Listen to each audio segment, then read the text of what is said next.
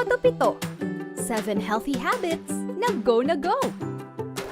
Practice safe sex.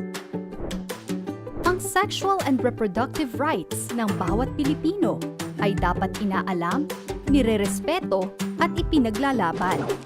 Ngunit dahil sa iba't ibang balakid, maraming suliranin ang kailangan pang matugunan. Noong 2017, 70% ng lahat ng mga babaeng edad 15 hanggang 17 ay maagang nabuntis. Panahon na para itaguyod ang sexual and reproductive health. Simulan na natin sa mga hakbang na ito. Pag-usapan ng sex sa iyong pamilya. Huwag mahiya.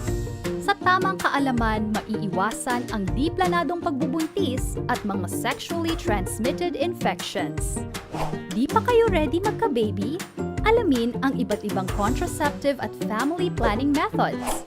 Magtanong sa doktor o health worker tungkol sa pros and cons ng mga ito. Pigilan na ang stigma sa sex. Magtanong, makinig, makipag-usap at maging supportive. Let's practice safe sex for a healthy Pilipinas!